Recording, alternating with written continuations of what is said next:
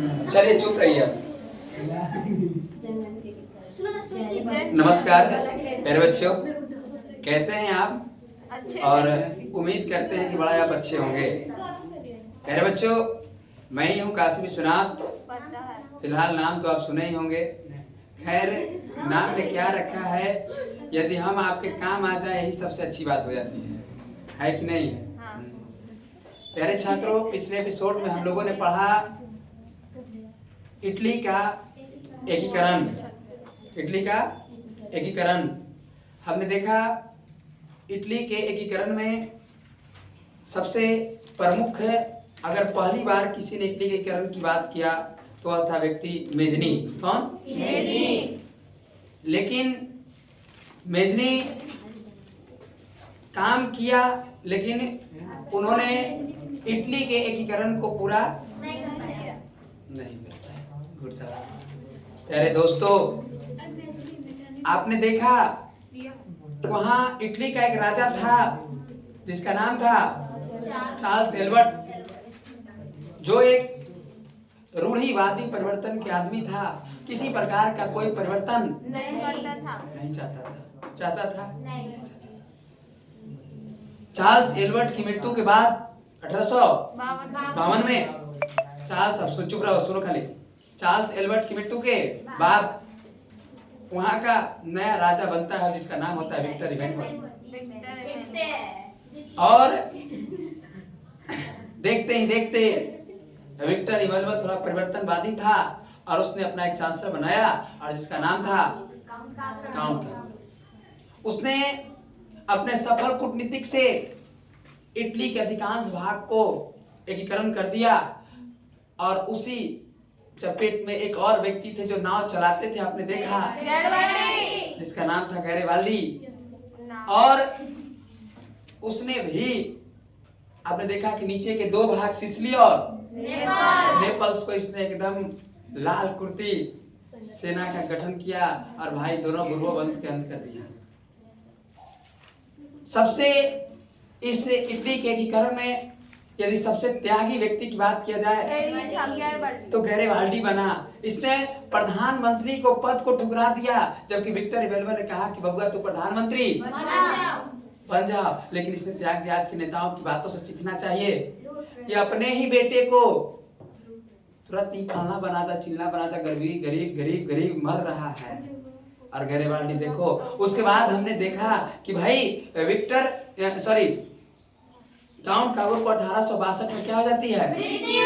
और मृत्यु हो जाने के बाद विक्टर इमैनुअल गैरिबाल्डी को पुनः बुलाता है और बुलाने के बाद कहता है कि फिर से तुम क्या बन जाओ? प्रधानमंत्री। अब अकेले तुम प्रधानमंत्री बनो। लेकिन फिर यहाँ इसने इनकार कर देता है कि फिर तो भाई वही बात हो गया, लोभ तो लोभे है ना।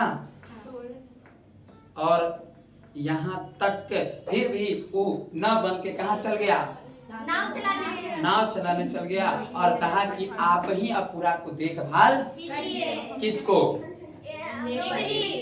Victor Emmanuel. उसी सीजन में आपने देखा कि फ्रांस जो पोप को संरक्षण देते थे, आपने देखा कि ऑस्ट्रेलिया, कौन? जो जिस क्षेत्र पर कब्जा कर रहा था उस क्षेत्र का इटली वाले, इस क्षेत्र का क्या नाम है आपको याद है? वेनेसिया। कौन? वेनेसिया। और आपने देखा कि जब लड़ाई हुआ तो वेनेसिया खाली किया और जैसे ही वेनेसिया खाली किया तब तक 1866 वाला बात, और इधर अटैक कर दिया।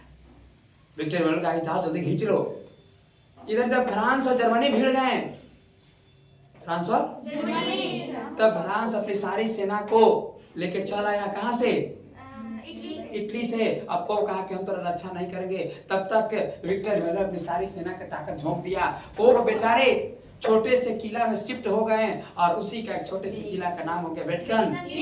और इस तरह से इटली के एकीकरण का मार्ग हमेशा के लिए इटली का एकीकरण खुल गए और आज इटली एक देश के रूप में है। क्या बात क्लियर है कि नहीं? सवाल पूछा जाएगा, इटली के एकीकरण किसने पूर्णतः रूप से कर दिया? विक्टर इमैनुअल ने पूर्ण तरीकों से इटली के एकीकरण का अग्रदूत किसे कहा जाता है? मेजनी को कहा जाता है। मेजनी किस संगठन का सदस्य था? गुप्त संगठन कार्बोनरी का सदस्य था। यंग इटली की स्थापना कब हुआ? यंग यूरोप की स्थापना कब हुआ? शाबाश। मेजनी आदर्शवादी ज्यादा था कि व्यवहारवादी? आदर्शवादी ज्यादा था। और इस तरह से इसके द्वारा किया गया इटली के एकीकरण में सभी प्रयास असफल रहा। क्या यहाँ तक हम बहुत अच्छे तरीकों से देख लिए थे? एकदम आत्मा प्रसन्न हो जाते जब आप ऐसे बोलते हैं। आपने पढ़ के आया, हमको पूरा विश्वास ही नहीं, पूरा उम्मीद है कि आप पढ़ के आए हैं, इसीलिए इतना जोरदार आवाज है। अन्यथा नहीं पढ़ते तो कहाँ इतना जोरदार आवाज होता। इनकी ढेर बहते गंगा में हाथ मत धो लीजिएगा। और हाँ, नहीं आएगा तो एकदम बेखौफ होकर पूछिए, ठीक है? हाँ, क्योंकि हमारी डंडा चमकती है और हम ये चाहते हैं। हमारे सर कहते थे कि काशी सबसे ज्यादा जितने छड़ी चमकेगी उतना ही विद्या बमकेगी।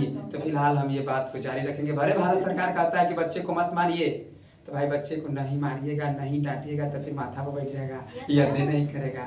हाँ, तो इसलिए डर होना चाहिए। क्या बात समझ में आया कि नहीं आया?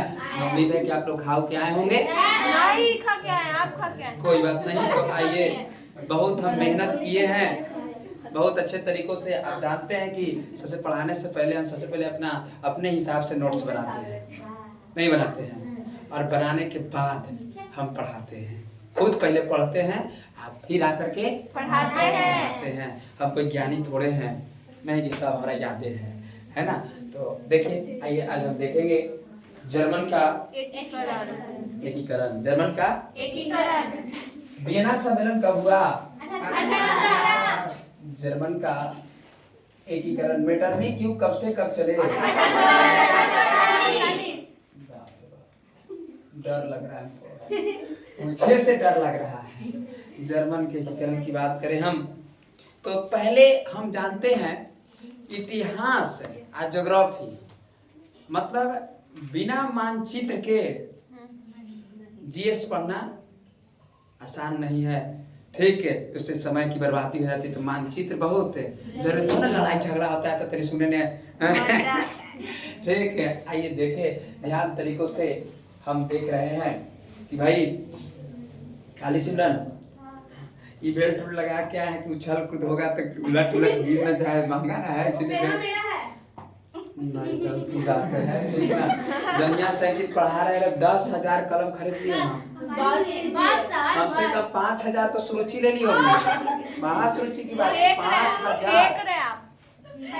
आइए क्या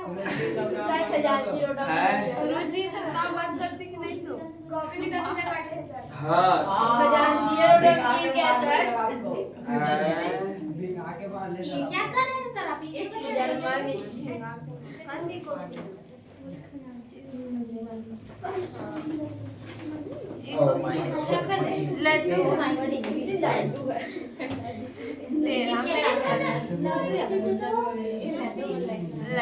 लगभग ये हम जर्मनी को बनाए हैं। किसको बनाया है? जर्मनी को। बढ़िया देखिएगा किसको बनाया है? जर्मनी है। बढ़िया देखा, नक्शा पहले तो याद हो जाना चाहिए, उसके बाद मजा आ जाएगा, ठीक है भाई? इसे नहीं, जर्मनी है, ठीक है। और जर्मनी के जस्ट बगलवे में बहुत बड़ा देश है, और कौन है? ठीक है। जर्मनी, आपको पता है कि जब फ्रांस को सर्दी लगती है तो और फ्रांस के जस्ट बगले में भाई, क्या बात क्लियर है कि नहीं क्लियर है? देखने नीचे इटली था, इटली के तो हम खींच दिए ना। जस्ट देखिए बातों को, ये जो यहाँ पर है भाई, ये डेनमार्क है। कौन है? डेनमार्क है। और इधर रूस है। इधर फिर बात करें इंग्लैंड सब आ जाएगा, इधर अमेरिका सब आ जाएंगे। आपको नक्शा याद है सब। तो इतने खाली आप पहले याद रखिए। और जस्ट की बात करें, इसके जस्ट बगल में, इसके जस्ट बगल में ऑस्ट्रिया। कौन है? ऑस्ट्रिया। देखते हैं, और ये है ऑस्ट्रिया। इतना बड़ा नहीं है, इक्का छोटा सा है। ठीक है, थोड़ा सा छोटे कर लेते हैं।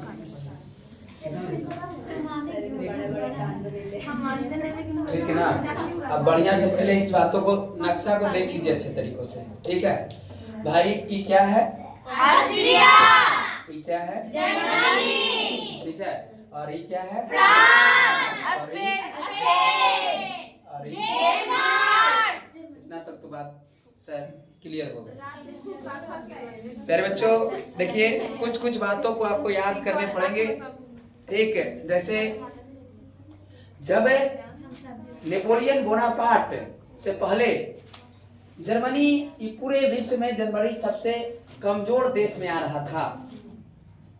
पहले से जर्मनी बहुत सबसे कमजोर देश में आ रहा था। सर कैसे, क्यों? तो जर्मनी की बात करें तो यहाँ लगभग छोटे छोटे 300 छोटे छोटे राजा थे। कितने? 300 छोटे छोटे राजा थे। बताओ कि अपने भारत में 300-400-500 छोटा छोटा राजा रहे तो सबका विचार अलग अलग रहेगा। वो कहेगा कि ना हम ऐसे करना चाहेंगे, वो कहेंगे क्या देश का विकास होगा? नहीं। क्या राष्ट्रवाद वहाँ होंगे? नहीं। भाई एक रहेगा राजा, एक देश के एक व्यक्ति रहेगा तो वही देश का विकास होगा। और यहाँ की बात करें तो ये जर्मनी जो था 300 छोटे छोटे क्षेत्रों में विभक्त था।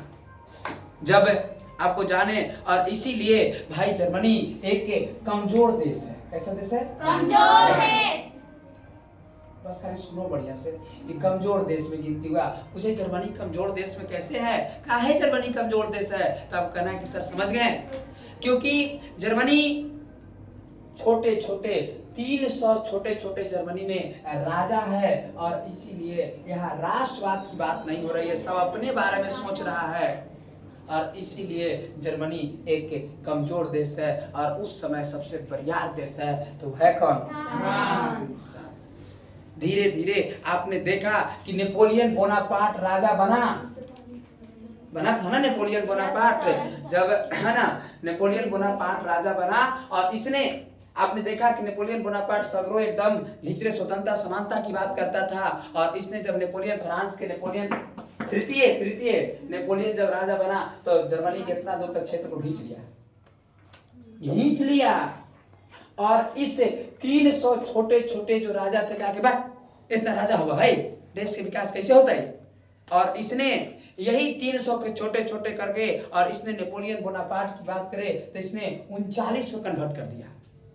300 से कहाँ ला दिया? 39। और इसने एक बात कहा, और इसने 39 दिया, और इसको कहा गया जर्मन राइन राज्य। जर्मन राइन राज्य संघ। और इसने जर्मन राइन राज्य संघ की निर्माण किया। अब आपसे पूछेगा कि ऑब्जेक्टिव पूछेगा कि जर्मन राइन राज्य संघ का निर्माण किसने किया? Napoleon Bonaparte. क्या बात क्लियर है ना? संभव की बात नहीं है, बहुत संभव है। 300 से 39 कर दिया। और इसीलिए बड़ा इंपॉर्टेंट हो गया, यहाँ से क्वेश्चन एकदम पूछा जाता है कि भाई किसने 300 छोटे छोटे टुकड़ों को, जर्मनी को 39 राज्य में कौन कन्वर्ट कर दिया? तो नेपोलियन बोनापार्ट। और इसने ही इसका नाम दिया जर्मन राइन राज्य संघ। जर्मन राइन राज्य संघ। आपको जानकर बड़ा ताज्जुब है। आप जानते हैं कि इसी समय आपको पता है मेटरनिक सम्मेलन किया। कौन सम्मेलन? वियना सम्मेलन कब हुआ? 1815 में वियना सम्मेलन हुआ। और यही 1815 में अब सुनो बढ़िया से, थोड़ा 5 नंबर का सवाल है। यही 1815 में वियना सम्मेलन हुआ तो कहा गया कि भाई फिर से वियना सम्मेलन का उद्देश्य यही था कि फिर से लोकतंत्र के स्थान पर राष्ट्रतंत्र। ये बात को आप जान ही रहे हैं कि भाई लोकतंत्र के स्थान पर किसको लाना था? राष्ट्रतंत्र को लाना था। और इसने ये काम किया। उस समय जर्मनी जो है 39, अभी जर्मनी कितना है? 39। 39 का याद करना है ना, 3900 याद नहीं करना है, कुछ कुछ याद करना है। इस समय जर्मन का सबसे बड़ा प्रांत था और इसका नाम था प्रसा। क्या नाम था? प्रसा। ये परसा बाजार ना, प्रसा। समझ गए ना? ये बस 4 5 7 को क्या 3900 नहीं सर, जो इम्पोर्टेंट है उसको हमने सोचा है कि भाई याद करवा दे। क्या है कि याद हो गया तो एकदम मजा आ जाएगा पढ़ने में। जस्ट ये सबसे बड़ा प्रांत कौन है? सबसे बड़ा प्रांत है जर्मन का, ये सबसे बड़ा क्षेत्र है प्रसा है। कौन है? प्रसा के जस्ट थोड़ा सा ऊपर की बात करें और यहाँ से ये वाला जो प्रांत है, ये प्रांत है और ये प्रांत है सेल्सविक। क्या? सेल्सविक लिख देते हैं हम, है ना? देख लेते हैं कैसे लिखा रहा है। सेल्सविक, सेल्सविक कौन है ये? सेल्सविक। जस्ट सेल्सविक के नीचे यहाँ बात करें तो एक प्रांत है होलस्टीन। सब जगह के नाम हाँ, सब जगह के, सब प्रांत है, इतना बटा हुआ है। ऐसे ऐसे करके कितना भाग में बटा जर्मनी? सब याद करेंगे, बुखार लग जाएगा। ठीक है, 39 हमको कुछ कुछ याद करना है। Schleswig, Holstein, प्रसा। Schleswig, Holstein, प्रसा। क्या यहाँ तक बात याद है कि नहीं याद है? और भाई यहाँ से बात करें, यहाँ से लेकर के ये सब यहाँ तक की बात करें और ये जो है ये क्षेत्र जो है इसको कहा गया राइनलैंड। कौन कहा गया? राइन। अभी बताएंगे तो तुरंत तुमको याद आ जाएगा राइनलैंड। आपको पता है हिटलर कौन? हिटलर यही जर्मन का निशंकीकरण किया था, कहा था कि जाओ चिट्ठियां देके भेजा था जी। अरे चिट्ठियां देके भेजा था कि जाओ वहाँ पढ़े, एकदम चिट्ठी दिया कि जाओ वहाँ पढ़े, एकदम पूरा सैन्य अभ्यास करो, युद्ध अभ्यास करो, ठीक ना? गया पूरा जाए, अब कोई आएगा तब खोल के। और आपने देखा कि भाई जैसे ही वहाँ युद्ध अभ्यास किया और वहाँ से आने के बाद कहा, हिटलर पूछा कि पढ़ा कि क्या लिखा था चिट्ठिया ने? तो कि कोई बोलबे नहीं किया तो नहीं पढ़े, तो कि पढ़ब। ठीक है, और जैसे ही पढ़ा तो चिट्ठी में लिखल था कि जल्दी भाग आओ। बस इसी करने से आप कनेक्ट हो गए ना। आप हम बताए थे ना कि भाई ये उस समय जब पढ़ाते होंगे तो हम बताते हो कि हम आएंगे तो 10वां ने क्या कर देंगे? कनेक्ट कर देंगे। देखो आज कनेक्ट कर देंगे, आज कनेक्ट कर देंगे कि कैसे गोला बारूद तैयार हुआ, द्वितीय प्रथम विश्व युद्ध कैसे हो गया, आज वो कनेक्ट कर देंगे। ठीक है, अब देखो ध्यान तरीकों से, ये है कौन? नेक्स्ट थोड़ा सा आगे बात करें तो यहाँ पर एक है, यहाँ ये है फ्रैंकफर्ट। कौन है? फ्रैंकफर्ट। और फ्रैंकफर्ट के किसके? फ्रैंकफर्ट के जस्ट नीचे की बात करें तो फ्रैंकफर्ट के जस्ट नीचे है वेस्टफेलिया। कौन? वेस्टफेलिया। वेस्टफेलिया। और एक और याद करना है, वेस्टफेलिया के जस्ट नीचे है बावेरिया। बस इतने याद करना, ज्यादा नहीं हमने किया, बस इतने याद किए, बस इतना से ज्यादा नहीं है। ठीक ना? इतना याद हो ही जाते हैं। ठीक है, अब देखो बस जस्ट याद कर लीजिए इसको। बताइए है कौन ये?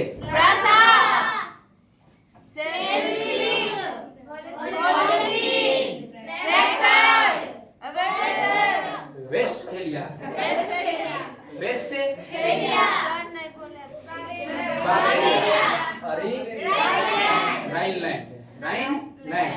अब देखो ध्यान तरीकों से, अब हम एक बार बोलेंगे उसके बाद आप बोलिएगा। पहले हमरे से सुनिए भाई। ये है प्रसा, ये है सेल्सविक, ये है होलस्टीन, ये है फ्रैंकफर्ट और ये है वेस्टफेलिया और ये है बावेरिया और ये है राइनलैंड। बात क्लियर हो गई? फिर से देख लीजिए, है ना? ये तो डेनमार्क ही जो तो देश है, ये नहीं बोले सेल्सविक है। कौन? सेल्सविक। और ये होलस्टीन और ये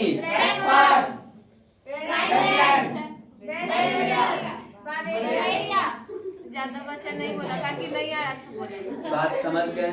एक बार अब आप बोलेंगे, हम सुनेंगे, खाली हाथ रखेंगे, बोलना जाना चाहिए।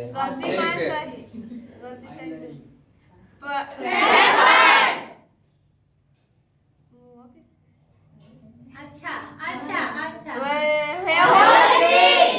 सबसे ज्यादा दूध देने वाला भैंसिया गैया पाया जाता है तो यही के होलस्टीन के गाय सब ठीक है। जाना पड़ेगा सर आपको, देख के दीवाने हैं आप। वेस्टफेलिया ठीक है बेटा बेटी ठीक है क्या है? कोई दिक्कत है? अब हमको लगता है कि आप समझ गए होंगे। देखिए ऑस्ट्रेलिया आपने बोलते हैं हम के बदनाम करते हैं। मलेरिया नहीं बाबेरिया मलेरिया अब देखिए ऐसा क्लास है ना कि बेचारे मिष्टी हंस रहे तो पटना खिड़की दिखाई देती है ठीक है। आज पढ़ने की एक बार नहीं है। और देखिए ध्यान तरीकों से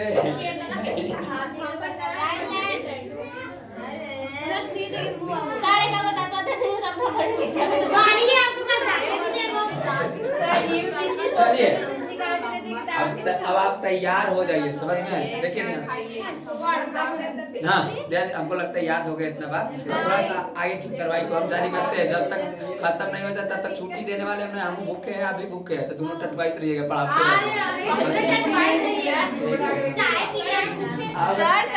अब देखिए ध्यान तरीकों से प्यारे छात्र। देखो क्या था कि ये अब बताओ कि सब तो भाई कितना राज्य में बटल है? तो सबका अलग अलग नियम कानून होगा। जब यहाँ कुछ हो रहा है फ्रांस में तो इसका प्रभाव यहाँ देखने को मिलता है। अपने घर में पूरा जर्मनी में कहाँ में मतलब जो यहाँ हो रहा है तो कहाँ यहाँ प्रभाव?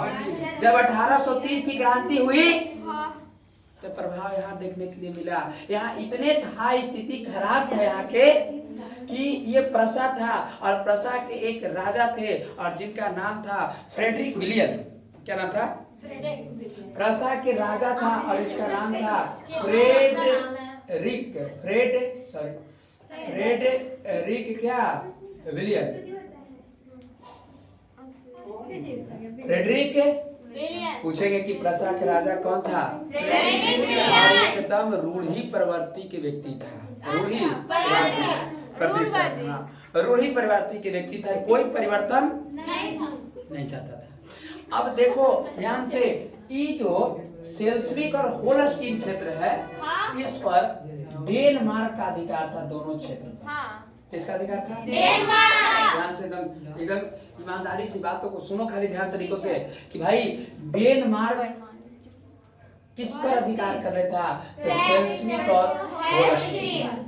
इस समय जर्मनी के सबसे बड़ा प्रांत कौन है? और प्रसा के चांसलर कौन है? राजा कौन है? कैसा प्रवृत्ति के हैं? रूढ़िवादी। तो हम समझ ही रहे हैं हम लोग कि भाई कोई परिवर्तन नहीं। और ध्यान से देखिए कि यहाँ अगर हम बात करें तो यहाँ बड़ा तकलीफ होता था कि व्यापारी लोग को बड़ा तकलीफ होता था। व्यापारी को क्या तकलीफ है, बातों को थोड़ा ध्यान से सुनिए। यदि व्यापारी अगर होलस्टीन से सामान लेके आ रहा है और उसको यदि बात करें तो आना है यहाँ वेस्टफेलिया में या इधर सगरो बेचेगा व्यापारी। व्यापारी तो सामान तो अगर लिया तो सगरो चल दिया बेचने। तो जैसे ही अगर यहाँ होलस्टीन से सामान अगर बेच रहा है तो यहाँ एक नया टैक्स लगेगा, डेनमार्क लेगा टैक्स। आप हमारे क्षेत्र में है पैसा नहीं, तो इसका अलग नाप तौल है, अलग व्यवस्था है। बेचारा अगर व्यापारी यहाँ से अगर राइनलैंड में आ रहा है तो राइनलैंड के जो राजा है वो कह रहा है कि आप स्वागत है राइनलैंड में, कुछ टैक्स दीजिए। बेचारा अगर यहाँ से अगर बावेरिया पहुंचा है तो जी स्वागत है आपको बावेरिया में, कुछ टैक्स दीजिए। जैसे यहाँ से वेस्टफेलिया पहुंचा तो कह रहा है कि स्वागत है आपको कहाँ में? वेस्टफेलिया में, कुछ टैक्स दीजिए। जैसे अगर यहाँ फ्रैंकफर्ट पहुंचा है तो कहा कि स्वागत है आपका कहाँ में? कुछ टैक्स। और जैसे जा रहा है प्रसा में तो प्रसा के राजा कह रहा है कि जी तो कुछ हमको भी चाहिए। बेचारा वो जितना कि कमाता नहीं था उतना के टैक्स दे देते थे। बड़ा तकलीफ है इस बात से। और इसलिए आपको जानकर बड़ा ताजुब है कि 1834 में इस सब व्यापारी संगठन एक मिला, व्यापारी संगठन, जितने भी व्यापार करने वाले व्यापारी लोग थे, सब ने एक संगठन बनाया और उस संगठन का नाम था जालवेरीन। क्या नाम था? जालवेरीन। क्या? जालवेरीन। और पूछेगा कि जालवेरीन क्या है, तो व्यापारियों का संगठन है। या पूछा कि व्यापारियों के संगठन कौन थी? जालवेरीन थी। इसका स्थापना कब हुआ? 1834 में व्यापारी संगठन। जब सिर्फ सुनो, पीछे हम सिर्फ फिर पूछेंगे सब बातें, जब अभी गर्जो मत, ठीक है, अभी शांत रहिए। 1834 में सारे व्यापारी मिल करके एक व्यापारी संस्था का निर्माण किया और उस संस्था का नाम था जालवेरीन। क्या नाम थे? जालवेरीन। और जालवेरीन नामक संस्था बना। आपको जानकर ताजुब है कि जालवेरीन नामक संस्था बना। उसके फलस्वरूप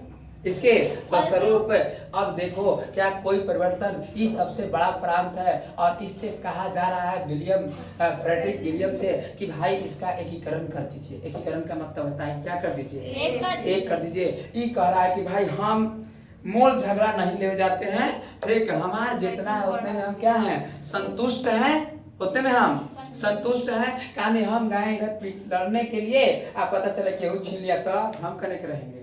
और इसीलिए ये कोई परिवर्तन, कोई जर्मनी के एकीकरण में नहीं कुछ कर रहा है। और आपको जानकर ताजुब है कि यही विलियम है ना, फ्रेडरिक विलियम की हो गई मृत्यु। जैसी काटेंगे तो समझ जाना है ना। विलियम है ना, फ्रेडरिक विलियम की हो गई क्या? मृत्यु। और इसी का भाई है जिसका नाम है विलियम प्रथम।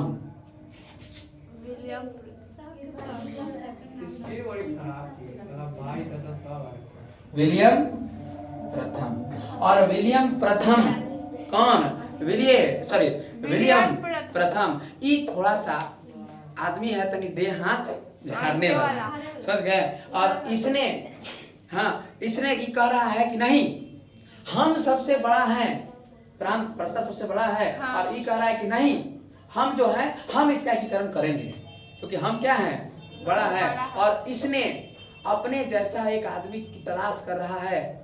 और उस समय इसने विलियम प्रथम ने अपना एक चांसलर की बात कर रहा है। किसकी बात कर रहा है? चांसलर। जर्मनी में प्रधानमंत्री आज तक भी नहीं होते। जर्मनी में सिर्फ हमरे क्या है, भारत में प्रधानमंत्री, जर्मनी में प्रधानमंत्री चांसलर ही होते हैं। और जर्मनी की बात करें तो चांसलर। और इसने विलियम प्रथम ने अपना चांसलर बनाया है बिस्मार्क को। किसको? बिस्मार्क को। समझ गए? हम कल बता रहे थे कि बिस्मार्क को बुलाएंगे, देखो आज बिस्मार्क को बुला रहे हैं हम, ठीक है। और इसने अपना चांसलर बनाया किसको? बिस्मार्क को। अब यहाँ सब्जेक्टिव पूछेगा कि विलियम प्रथम ने अपना चांसलर किसको बनाया? बात एकदम क्लियर चल रहा है ना, कहानी है जस्ट एकदम सुनी चल रहा है, मजा आ जाएगा, ठीक है। और विलियम प्रथम ने अपना चांसलर बनाया किसको? बिस्मार्क की बात करें तो बिस्मार्क एक संवैधानिक राजतंत्र का समर्थन है। कैसे? संवैधानिक राजतंत्र का समर्थक है। कौन? बिस्मार्क। और बिस्मार्क इतना ही नहीं, यह हीगल के विचार से प्रभावित है। किसके विचार से? हीगल। और हीगल के विचार से ये प्रभावित है। हीगल एक दार्शनिक है। हीगल क्या है? दार्शनिक है, किताब लिखता है। और हीगल कहता है कि सबसे बड़ी राष्ट्र होता है, सबसे बड़ी राष्ट्र होता है। यदि देश के लिए किसी को मार देना ही अच्छी बात है तो सबसे बेस्ट बात होता है। और इसीलिए हीगल की बात करें तो इसको तानाशाह का जन्मदाता कहा जाता है। इसको राधे राधे चल रहा है, तानाशाह का जन्मदाता।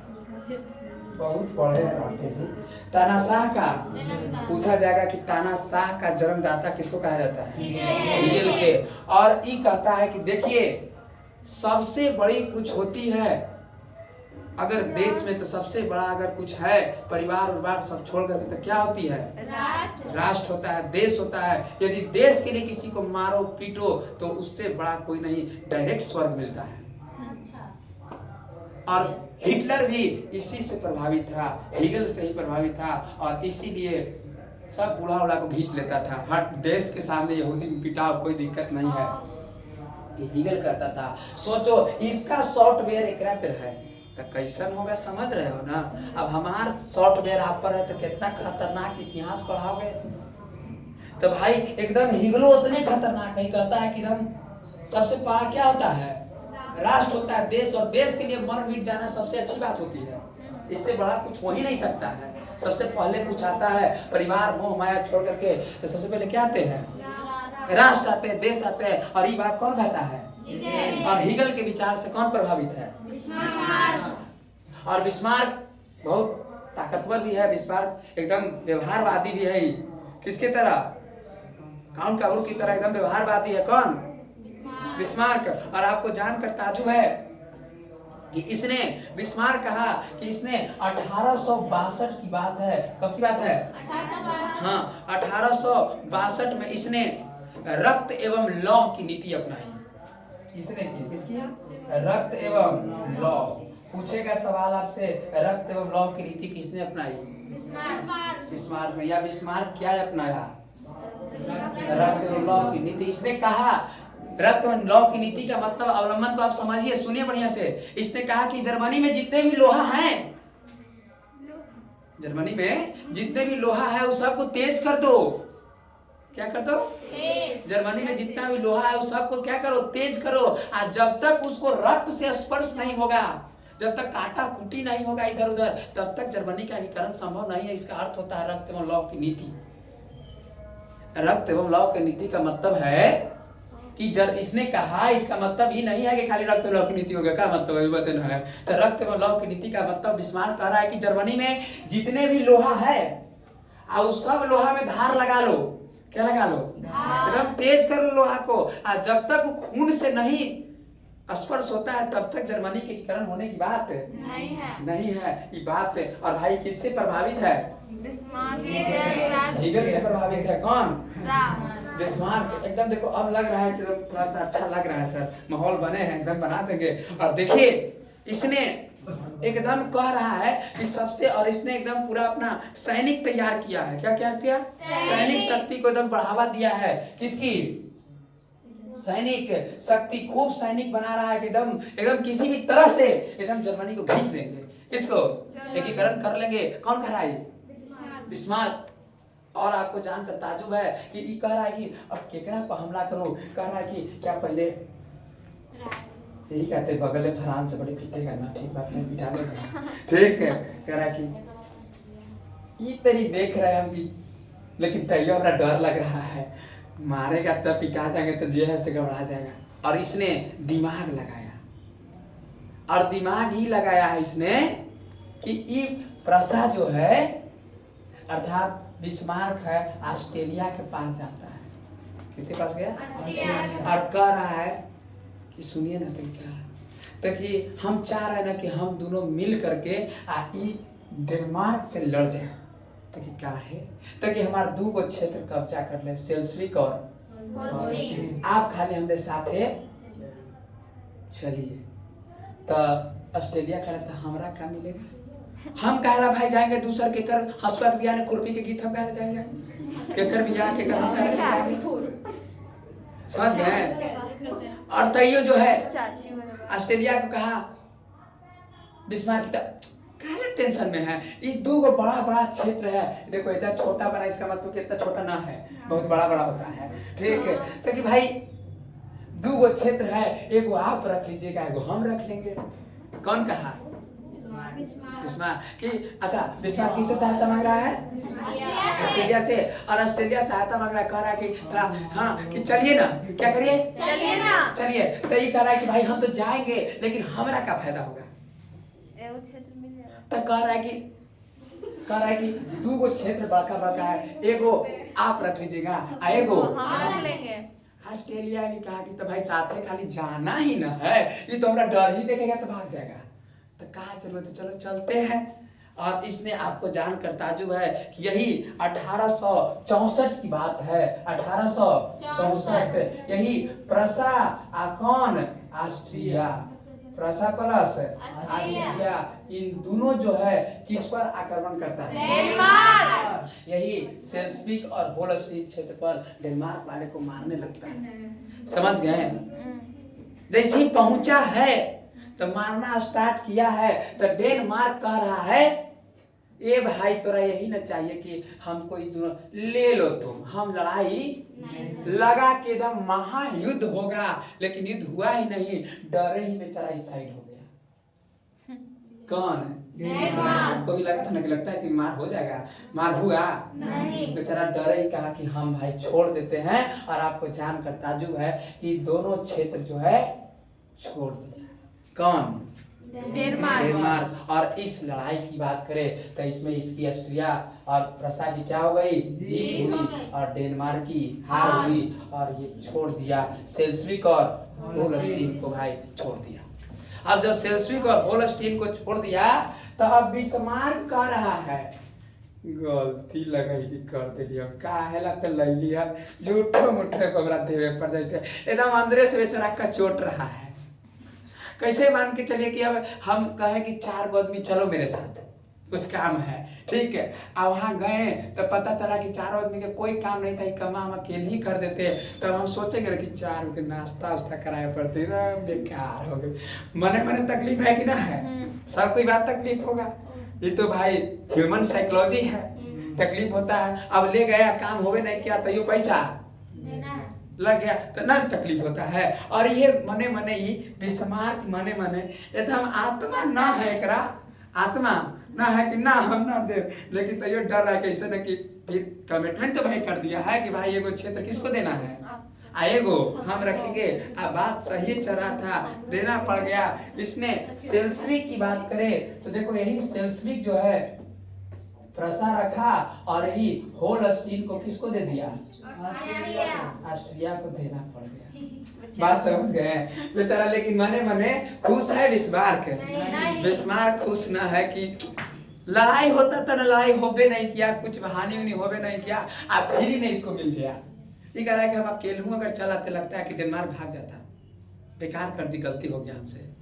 और ये अब देखो क्या ही कर रहा है, थोड़ा सा टाइम लगाया और इसने फिर अपना दिमाग लगाया। इसे जो है ये रह रहे होलस्टीन में रह रहे जो ऑस्ट्रेलिया के जो लोग थे और यहाँ के जो पहले से जर्मन वाले वासी थे, उसके अंदर इसने राष्ट्रवाद की भावना कहा और इसने अपना कह रहा है कि जर्मनी राष्ट्रवादी भावना को भड़काया। कौन भड़काया? हाँ, कि तुम लोग जानते नहीं हो, पूरा मीडिया पेपर छपाया कि जो भी अपने देश के सबसे अच्छा नस्ल होता है जर्मन का नस्ल, सबसे अच्छा नस्ल है जर्मन का। अगर हमारे क्षेत्र में कोई दूसरे लोग रह रहे हैं तो उसको मारना चाहिए, हम उसके साथ देंगे। कौन कह रहा है? बिस्मार्क कह रहा है और एकदम भड़काया। होलस्टीन वाले भी लोग कह रहा है क्या है, बिस्मार्क साथ देगा तो काहे ना ऑस्ट्रेलिया लगे पीटते हैं हम सब। अब पूरा ऑस्ट्रेलिया के जितना भी थाना उना था होलस्टीन में, ठीक ना, आज सबको पीटने लगा। अब यहाँ से खबर जाता है किसके पास? Hello control room. अब कंट्रोल रूम कम है, यहाँ से कंट्रोल देखिए कैसे पुलिस थाना अगर परसा थाना पर हमला हो जाए तो कंट्रोल रूम में फोन लगाएगा ना कि भाई हमला हो गया है, आइए सेना भेजिए, फोर्स भेजिए। और ये फोर्स के लिए फोन किया किसके पास? ऑस्ट्रेलिया। कौन लो मानी तो रोक, अभी 1 लाख तुरंत अभी सेना भेज रहे हैं। कितने लाख? 1 लाख अभी सेना तुरंत अभी शांत कर देते सबका। तो बड़ा जर्मन बनल है, चलते समझ गए। और बड़ा तकलीफ की बात है, अब यहाँ से बिस्मार्क कर रहा है खबरदार, क्या खबरदार, हमारा रास्ता से मत जाओ, तोरा जाओ, हम रोकेंगे नहीं, जाओ, लेकिन हमारे रास्ता से तुम मत जाओ।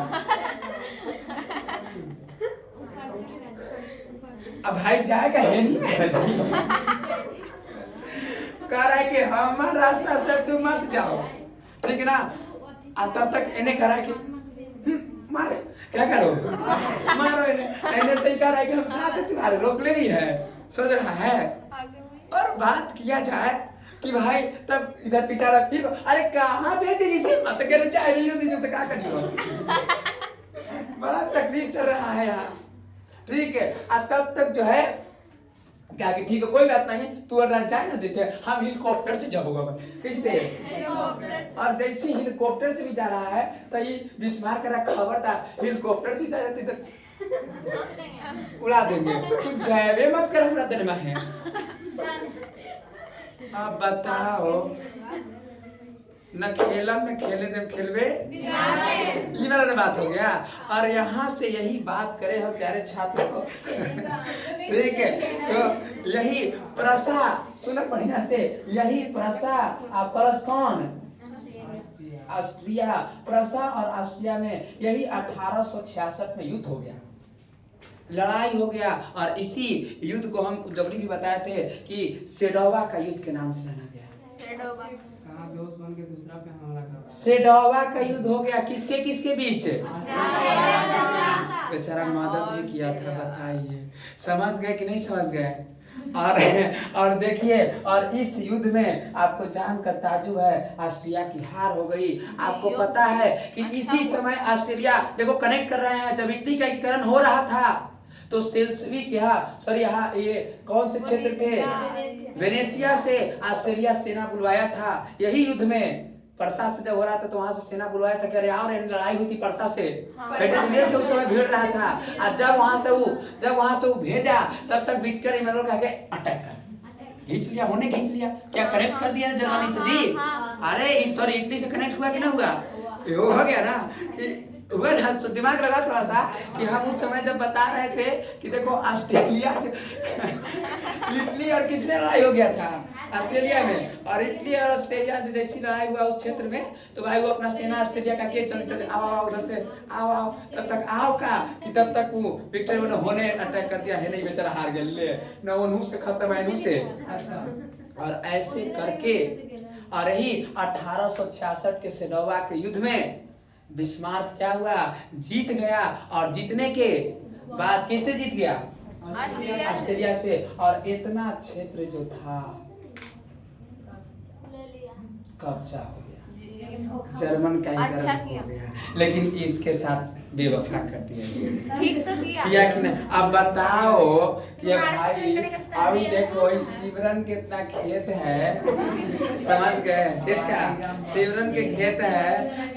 आप निधि से बहुत दोस्ती है, निधि से बहुत दोस्ती है तो भाई अब सिमरन करे कि सुनो ना निधि, एक काम करो ना कि तुम बहुत हम तुमको मानते हैं, दोनों हम छोटे छोटे आदमी है ये हैं, समझ गए? तो लाइए ना हम तुमको बीच में एक ना हम तुमको बीच में खेत दे देते हैं। निधि को तो बीच में खेत मिल गया। बेचारी निधि पूरा मेहनत तरीकों से इसमें धान उत्पादन की, धान हो गया। धान क्या है? हो गया।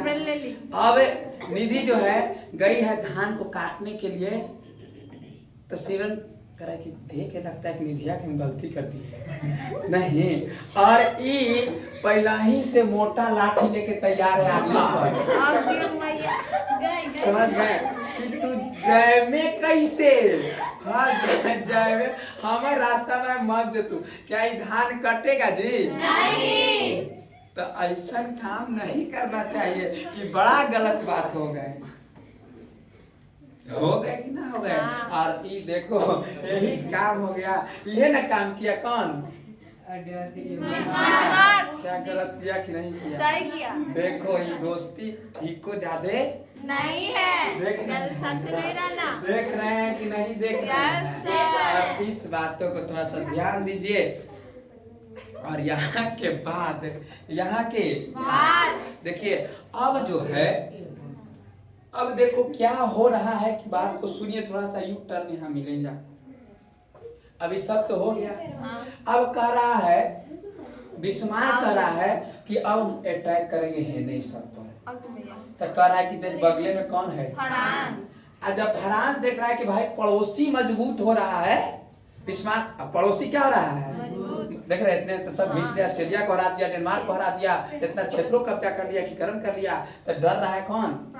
फ्रांसो का। कैसे ना कि अब पड़ोसी मजबूत हो रहा है तो मतलब है कि कहीं छाजा निकाल देगा। पड़ोसी मजबूत है तो तकलीफ होता है कि कहीं छाजा निकाल देगा। और इसलिए यह भी हड़कले है एकदम, ठीक ना? ये भी कह रहा है कि इसको मजबूत होने से कह रहा है कि हमारा छींकता है, हमको सर्दी लगती है तो पूरा सब सीखता है, इसको मजबूत हो रहा है, बड़ा तकलीफ है। पड़ोसी के घर में नौकरी लग जाए और बगल अपना न लगे तो पापा यहाँ से तरह पड़े। पड़ोसी मैट्रिक पास हो रहा है या बगल के लेकिन तेज है पढ़े में, आप पढ़े में कमजोर है तो एग्जाम्पल होगा कि फला के बेटे कैसे पढ़े थे, फला के बेटा कैसे पढ़ा, तोरा ना पढ़ गए, तोरा पैसा नहीं दी थी। क्या ये बात है कि नहीं? तो भाई पड़ोसी मजबूत हो रहे हैं तो बड़ा तकलीफ है बगल वाले को, कभी छजा निकाल सकता है। और इसलिए फ्रांस भी टेंशन में है। उस समय एक चिंगारी क्या लग गई, उस बातों को थोड़ा सा देखिए। छोटी सी चिंगारी लग रही है कि स्पेन में, कहाँ में? स्पेन में यही प्रसा जर्मनी के ही वंश शासन करता था, राजा बनता था। जर्मन के ही क्या वंश जो थे राजा बनता था। समझ गए? कहाँ में? स्पेन में। और उस राजा जो जर्मन में ये जो स्पेन में राजा था उसकी हो गई क्या? जब मृत्यु हो गई तब भाई इसने कहा, बिस्मार्क कहा कि कोई बात नहीं, अब मरना तो भाई सबको है एक दिन। तो कहा कि ठीक है कोई बात नहीं, से हम नया यहाँ से वो आदमी को भेज देते हैं कि नया भेज देते हैं, हमारा चल ही रहा है तो हम नया भेज देते हैं, वो नया बनवे करेगा। जो वंश आ रहा है तो चलेगा ना भाई, इसमें कोई दिक्कत नहीं है, वंश के आधार पर चल रहा है तो चलेगा। जो कभी भी ये फ्रांस को ये बात बड़ा तकलीफ हो रही है। फ्रांस कह रहा है कि ये मजबूत है, ये मजबूत है, और दोनों तरफ से मारे का बड़ा तकलीफ है। और ये कह रहा है कि हम नहीं बनने देंगे राजा, हम नहीं बनने देंगे, लोकतंत्र है, हमारा अधिकार रहेगा। कौन कह रहा है? और देखते देखते इतना ही विवाद आगे बढ़ गया, इतना विवाद आगे आ गया कि फ्रांस और पर्सा आपस में भिड़ गए। कौन भिड़ गए? फ्रांस आपस क्या पर्सा, दोनों आपस में लड़ गए। ये कह रहा है कि हम बने न देंगे, तो ये कह रहा है कि हम बने में करबो, आई कर बने न देबो तो हम बने में करबो। तब फ्रांस किस में उबिया के कहा कि हम जो लड़ते हैं तो पूरा यूरोप साथ होता है, सॉरी हमारे सर्दी लगते पूरा यूरोप छिकता है, और तू हमारा उब करके इसने क्या उब गया, और उब करके यही भिड़ गया। और इस बात क्या कि ये भिड़ गया 1870 में भिड़ गया, 1870 में भिड़ गया। दोनों तरफ से मारा मारी होने लगा, एकदम धुआंधार हो रहा है। किसके किसके बीच? बिस्मार्क और फ्रांस के बीच पूरा एकदम खतरनाक लड़ाई हो रहा है। शुरू हो गया, 1 साल तक लड़ाई चला। कितना साल तक? क्या कह रहा है कि लड़की बना लड़ाई कि 1 मिनट खत्म, पीटा उठा घर चला साहब। एक देश में लड़ रहा है जी। अब यूक्रेन रूस को देख रहे हैं, अभी तक अजुरा है सब ना जुड़ा है। आपने मैंने पढ़ा है कि द्वितीय विश्व युद्ध जो चला 4 साल तक चला, तो 1 साल बड़ी कम नहीं, समझ गए? और भाई ये दोनों जुड़ा गए 1870 में। और इसी युद्ध का नाम है किसका? सेडोन का युद्ध। किसका युद्ध? सेडोन का युद्ध। क्या बात आ रहा है समझ में? सेडोन का। आपको याद करो, कनेक्ट कर रहे इटली से हम। जब पोप को सुरक्षा दे रहा था कौन? फ्रांस। और फ्रांस जब प्रसा से भिड़ गया तो फ्रांस कहा कि अरे पोप के सुरक्षा छोड़ा, लड़ाई हो गलो। अब तब तक विक्टरी होने खींच दिया, कनेक्ट कर दिए इटली से। तो भाई जब तक होने पोप को हटाया वो न हम जा रहे हैं, तब तक ही कहा कि तब विक्टर खींच लो। और ये देखो, और इस युद्ध इतना भयंकर युद्ध हुआ, इतना भयंकर युद्ध हुआ यहाँ कि आपको जानकर ताजुब है। 1 साल तक युद्ध चला। और 1 साल के युद्ध चलने के बाद यही 10 मई और 10 मई 1871, 10 मई 1871 यही फ्रैंकफर्ट में, कहाँ? फ्रैंकफर्ट में फ्रांस के 1 लाख सेना को ये जर्मन के सेना ने घेर लिया। 1 लाख सेना को, कितने लाख सेना को? 1 लाख सेना को यही फ्रैंकफर्ट में पूरा जर्मन ने घेर लिया। और सब कहा कि हाथ खड़ा कर, सरेंडर कर, समझ गए? और सब सरेंडर किया। क्या किया? सरेंडर किया। और यही बिस्मार्क कह रहा है कि बुलाओ नेपोलियन बोनापार्ट के फ्रांस का राजा बना लगा, तो ये समझ गए? और बुलाया किसको? नेपोलियन बोनापार्ट को बुलाया और कहा या नहीं, हाँ नेपोलियन बोनापार्ट को बुलाया, कहा कि सुन इधर आ, देख ले लक्षण। क्या कर ले? देख ले 1 लाख से न मारे कभी न हम जो कह रहे से तुम सुनो, ना तो अभी एकदम खाली कहे कि तुम 1 लाख छीता जगह तुरंत भर गए। नेपोलियन बोनापार्ट में थरता, अब जे कहिए वही होगा, जे कहिए वही होगा। और यही 10 मई 1871 को फ्रैंकफर्ट की संधि हुई। किसकी संधि? फ्रैंकफर्ट की संधि। ये बहुत इंपॉर्टेंट है यहाँ से।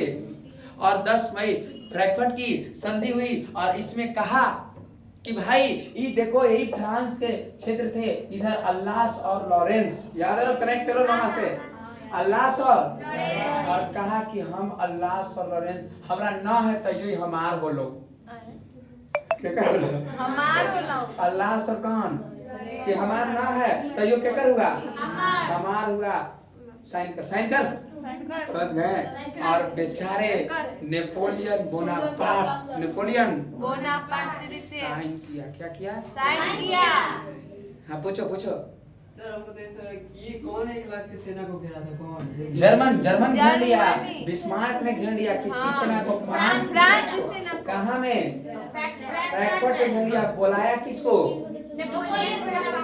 अब देखिए अब मान के चलिए चुप रहिए अब देखिए अब दिखाते हैं आप अभी फ्रांस है ठीक है आप पूरा क्या है फ्रांस और मैं आपका शासक हूँ नेपोलियन पार्ट। ठीक है आप गए और दूसरे वाले से अझुरा गए दूसरे वाले से समझ गए दूसरे कोचिंग से क्या हो गए अझुरा गए और वहां जाकर के अझुरा गया वहां क्या हुआ कि आप गए थे लड़ने के लिए और वहां सब जो है आपको कैद कर लिया ये अब हिल में तो मार दे वो बोला तो अपन राजा के तो अपन सर के बोला अब आप हमारे पास क्या किए आप मेरे राजा कि सर कहाँ है आइए ना हमने घेरा के लिए ठीक है हम गए हम क्या हुए हम जैसे आपको देखे कि सब के एकदम दिमाग पर एकदम क्या तनल है एक बार हम खाली न कहें तो आप सबको हाँ कर दिया काम खत्म बता हम डरे कुछ कहेंगे नहीं। हम बचाएंगे ना आपको अब वो जो कहेगा से हम करेंगे। मान लेंगे भाई वही बात हो गया यहाँ ये जो नेपोलियन बोनापार्ट थे जो हम गए हम कहे भाई जो तो उसने कहा कि ठीक है आप बहुत का तो नामी बनल चल रहे हैं अब आप पर नियम लगाते हैं आप एक बैच में 2 बच्चा पढ़ाइएगा से साइन करिए यहाँ अब हम डरे आपको बचाने के चक्कर में क्या कर देंगे साइन कर देंगे बस यही बात हो गया समझ गए। और बेचारा नेपोलियन बोनापार्ट क्या कर दिया साइन किया और इसी 1870 के सेडोन के युद्ध में एक यूरोपीय शक्ति का उदय तो दूसरे यूरोपीय शक्ति का विलय हो रहा है। अब यहाँ बात क्या तो एक समय था कि जब फ्रांस को सर्दी लगती थी पूरा यूरोप छींकता था अब उस समय बदल गए अब जर्मनी को सर्दी लग रही है तो पूरा यूरोप छींक रहा है पूरा यूरोप छींक रहा है यूरोपियन फ्रांस आता है बात समझे नहीं जी समझे कि नहीं समझे कि जब पहले था ना पहले क्या था कि पहले जब फ्रांस को किसको पहले फ्रांस को जब सर्दी लगती थी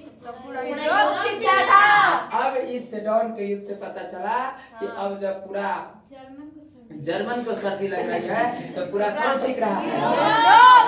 अब आपसे पूछेगा मेरे दोस्त कि फ्रैंकफर्ट की सर्दी कब हुई 10 मई 1871 किसके बीच है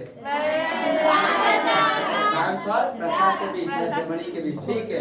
तो अब देखो और इस तरह से बिस्मार्क ने इस पूरे क्षेत्र बावेरिया वेस्टफैलिया सब को खींच लिया ठीक है और इस तरह से जर्मन का एकीकरण पूर्ण हुआ किसके नेतृत्व में बिस्मार्क के नेतृत्व में। अब सुनो हम नौमा से कनेक्ट करने वाले हैं आपको ठीक है। अब क्या हुआ अब देखो नौमा कनेक्ट कर रहे हैं हम ठीक हम आपको बताए थे कि भाई इतिहास ऐसे कनेक्ट करते हैं हम जैसे चलित रहे ठीक है। हाँ अब देखो यहाँ अब बेचारा जर्मनी तो फ्रांस को हरा दिया अब जर्मनी को डर लग रहा है कि बाप रे बाप हम एकरा मार ली है इतना दूर तक क्षेत्र भी कब्जा कर ली हो ना हो हमरो एक दिन मारेगा नहीं एकदम नहीं मारेगा। अब आप किसी को पीट दिए अपने मोहल्ला में आकर के यहाँ घर में पीट दिए हैं आप बाहर निकलिएगा तो आपको छोड़ देगा देख लिया तो खींच ही देगा और आप भी घूट घूट बनाइएगा कि नहीं बनाइएगा। अब देखो ये अब जो बिस्मार्क जो है अब बिस्मार्क फिर से जा रहा है किसके पास ऑस्ट्रिया और कह रहा है कि ऑस्ट्रेलिया भाई तो क्या भाई तो एक बात तू भाई नहीं तू बेवफा है हां भाई ले तू हमरा की ऑस्ट्रेलिया भाई कहे जो करे रहा तू हमरा मतलब ना तरह से तो कि हाय मार दे क्या तो समझता हूं अरे तनी लड़ाई अब घर में थारिया लोटा रहा है तो ढंढनाइबे कर रहा है अच्छा ही बोल रहा है ये कौन कर रहा है बिस्मार्क कह रहा है किससे भाई के ऑस्ट्रेलिया भाई जानी था कि तनी मानी अब एक ठगर आला पर हड़िया उड़िया ढूंढना है छोड़ ना सब बात हटावा ना हमनी दोनों साथ हो जाए हमरा दे दो बोला हमनी दोनों क्या हो जाए साथ हो जा और आपको जान के ताजुब है कि यही हाँ चुप रहो कि भाई हमने दोनों क्या हो जा साथ हो जा। और यहाँ से देखो यही जर्मनी जो है त्रिगुट बना रहा है। क्या बना रहा है? त्रिगुट। यही 1907 की बात है दोस्त। कब की बात है? 1907 से ही ये सब काम चालू हो गया है कि भाई अब हम क्या बनाएंगे? त्रिगुट बनाएंगे। और कैसे मिला है? कहा है कि ऑस्ट्रेलिया भाई तू हमारे साथ रहना। हमने दोनों अब हमरा पर जो हमरा मारत है तो तू वही बचावे आ तोरा मारते हो तो हम हूं अबगा। दोनों क्या है तोरा पीटे तो हमरा पीटे हम दोनों मिल के मारेंगे। तो ऑस्ट्रेलिया भी कहा कि भाई बरियार देश बन गया है, फ्रांस को हरा दिया तो दोस्त बन जाएंगे। ठीक है ऑस्ट्रेलिया भी छोड़िए लड़ाई झगड़ा होता है तो होने दीजिए। और कहा है कि ये भी कहा कि ठीक है। अब देखो यही हाँ मैनेज हो गया। यही देखो ये जर्मनी और साथ कौन आ गया? अब ऑस्ट्रिया गया। अब ऑस्ट्रिया देखो यही बीच वाले नीचे इटली है। अब कह रहा है ऑस्ट्रिया जाने था इटली के ही मिला नहीं क्या तो विचार मिल जाता है तो कि अभी आयु आपके एकीकरण होवे किया है। किसके नेतृत्व में? विक्टर इमैनुअल के नेतृत्व में। और कहा कि चलिए तू आ जा।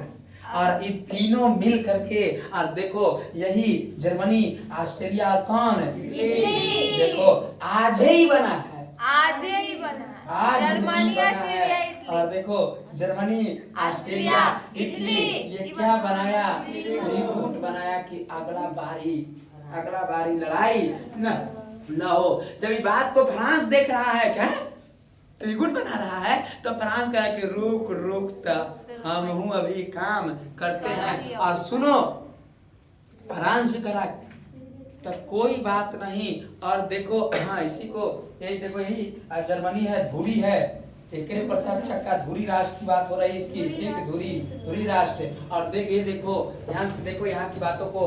अब फ्रांस कर रहा है यहाँ तो सब त्रिगुट बना लिया। तो इसके जस्ट बगल में इधर इंग्लैंड है। कौन है? इंग्लैंड। तो ये कह रहा है कि भाई हमनी से कौन दुश्मनी है? हमनी दोनों साथ हो जाए। हमनी दोनों साथ हो जाए। इंग्लैंड आपको जानकर ताजुब है कि रूस और जर्मनी में लड़ाई होता था। आपको पता है फ्रांस से तय कहा कि भाई हाँ तू हम सब साथ हो जा।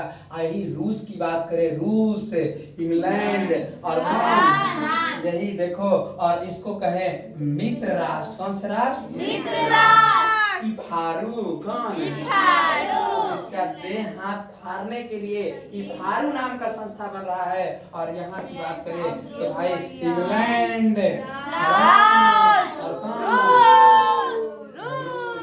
और देखो यहीं से सुनो यहीं से बीज बोने का काम चालू हो जाता है प्रथम विश्व युद्ध का। और यहाँ से अब आग लगाने का काम करता है मीडिया वाला। कौन? मीडिया वाला का है कि मीडिया वाला अगर फ्रांस से हेने कोई आदमी अगर हेने के आदमी फ्रांस में चल गया घूमे तो मार दिया का तो तन गोड़ो हाथ छिला गया तो गिर हो गया झूठू मुठू उलट गया। तो इधर के मीडिया कह रहा है कि आए हुए मेरे सबसे पहले हमारे धाकड़ न्यूज पर जर्मन से आए हुए फ्रांस में 60 व्यक्तियों को जान से मार दिया गया। अब इधर जर्मन वाला खींचा आवे दे तो रुक आओ तो एने से तो एने वो ने से आया तेहू खींच दिया। तेहू क्या किया? तेहू मार दिया। अब इधर से मीडिया लग रहा है कि आए हुए फ्रांस से आए हुए लोगों को जर्मन वाले ने खींच दिया। दोनों तरफ से चल रहा है। और यही देखते देखते दोनों तरफ एकदम बम बारूद चल रहा है। यहू खूब लड़ाई के लिए अपना 80% सेना पर खर्चा कर रहा है, गोली बारूद निकाल रहा है। और यही आग का फोड़ा हो गया ऑस्ट्रिया के राजकुमार फर्डिनेंड की हत्या। और आपको कनेक्ट कर दिए प्रथम विश्व युद्ध।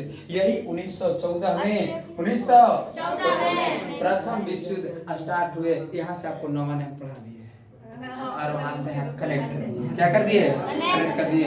और देखो 9वां और 10वां दोनों क्या है? कनेक्टेड है। क्या ये बात समझे कि नहीं समझे? समझे।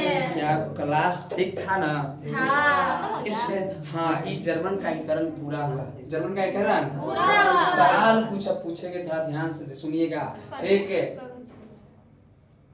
जर्मन राइन राज संघ की स्थापना किसने किया? Napoleon Bonaparte. भाई नेपोलियन बोनापार्ट, सब यहाँ लिखल है, नेपोलियन बोनापार्ट। जर्मन क्या कमजोर देश थे? हाँ। क्यों? नेपोलियन उसको कनेक्ट करते 39 किसने बना दिया? बोनापार्ट। व्यापारी संघ क्या स्थापना कब हुआ? 1824। व्यापारी संघ का क्या नाम था? जापानी। सेडोन का युद्ध कब हुआ? 1870। विलियम प्रथम ने अपना चांसलर किसको बनाया? रक्त एवं लौ की नीति किसने बनाया? बिस्मार्क। बिस्मार्क किसके विचार से प्रभावित था? हेगेल के विचार से प्रभावित था। क्या ये सब बात क्लियर हो गए कि नहीं क्लियर हो गए? ठीक है कि नहीं? फ्रैंकफर्ट की संधि कब हुई? 10 मई 1871। 10 मई 1871। क्या जर्मन एकीकरण संपूर्ण तरीकों से कंप्लीट हुए कि नहीं हुए ना? हुए। थोड़ा सा 10 मिनट हमारे साथ यदि आप रह गए हैं तो पूरा भी खत्म कर देंगे। ठीक, सिर्फ कितने मिनट? 10 मिनट खाली बनाए रखे। और 10 मिनट में अभी 10 यूनान को थोड़ा सा बताना है दोस्त, और थोड़ा सा बताना है हंगरी को। किसको? हंगरी को। यूनान और हंगरी खत्म हो गए चैप्टर। देखिए ध्यान तरीकों से, बस इसको मिटा रह गया, मिटा दे। हाँ, उतारने क्या बात, हम सब लिखवाएंगे आपको। ठीक है, आप ध्यान से देखो, स्क्रीनशॉट हम भेज देंगे आपके पास, समझ गए? सर छोड़िए ना, आँख से स्क्रीनशॉट ऐसे कर लीजिए ना, बस हो गया। समझ गए? समझ गए? और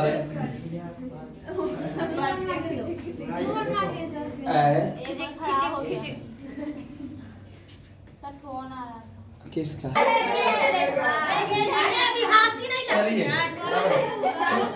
चुप रहिए, थोड़ा सा ध्यान तरीकों से देखिए, ठीक है ना जी? हम देखने वाले हैं। अच्छा, एक बात आपको नहीं बताया, गुप्त संधि का जन्मदाता कहा जाता है बिस्मार्क को। किसको? गुप्त संधि का जन्मदाता किसको कहा जाता है? बिस्मार्क कहा जाता है। समझ गए? हाँ, तो मौसा के सरदार वल्लभ भाई पटेल। यूनान की बात करेंगे। किसकी बात करेंगे? यूनान की।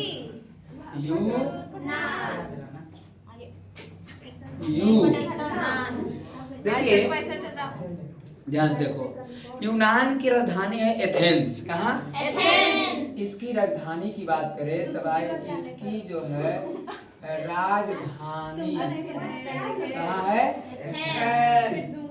एथेंस। किसकी राजधानी? यूनान की। यूनान की राजधानी कहाँ है? एथेंस। ध्यान से देखो, क्या था कि यूनान जो है एक ईसाई कंट्री था। देखो ध्यान से सुनो, कैसा कंट्री था? ईसाई देश था यूनान। और आपको जान करके 9वां क्लास में भी आप पढ़े थे कि इसको, यूनान को यूरोपीय सभ्यता का पलना कहा जाता था। ठीक है भाई, इसको जो है यूरोपीय, किसके? यूरोपीय सभ्यता का पलना, मतलब झुलुआ होता है। यूरोपीय सभ्यता का पलना कहा जाता है। और ज्ञान विज्ञान के जो साहित्य यहीं से निकला था, और इसीलिए यूनान को ज्ञान विज्ञान के लिए प्रेरणा, सारे पूरे यूरोप के लिए ज्ञान विज्ञान के प्रेरणा, पूरे विश्व के लिए ज्ञान विज्ञान का प्रेरणा स्रोत बना। और ये कौन बना? यूनान। और इसीलिए ज्ञान विज्ञान के साहित्य के नाम से अन्य देशों के लिए प्रेरणा स्रोत का काम किया था। सगरों ज्ञान विज्ञान की बात हो रही थी, यहीं से जाता था। बात समझ गए? और इसीलिए इसको जो है साहित्य के लिए, किसके लिए? ज्ञान विज्ञान का साहित्य कहा गया। ज्ञान विज्ञान का साहित्य जो है, ज्ञान विज्ञान का साहित्य, इसका पूरे बात करें तो अन्य देशों के लिए प्रेरणा का स्रोत रहा। अन्य देशों के लिए किसका स्रोत रहा? प्रेरणा का स्रोत रहा। ठीक है, प्रेरणा का स्रोत। बात समझे कि नहीं समझे? हाँ, और ध्यान दीजिए कि यहाँ खूब बढ़िया था। और जानकर आप करके ताजुब होगा कि इस यूनान पर एक छोटा सा देश है तुर्की। कौन है? और तुर्की एक मुस्लिम कंट्री है। कैसा कंट्री है? ध्यान से बस सुनते रहना। मुस्लिम कंट्री है। कौन? और मुस्लिम कंट्री जो है और इस पर अधिकार कर लिया है। किस पर अधिकार कर लिया? किस पर अधिकार कर लिया? यूनान पर। यूनान पर अधिकार कर लिया है। और जब यूनान पर अधिकार कर लिया तो सुनो ध्यान से, जब यूनान पर अधिकार कर लिया कौन से? तुर्की। और ये है कैसा देश? मुस्लिम।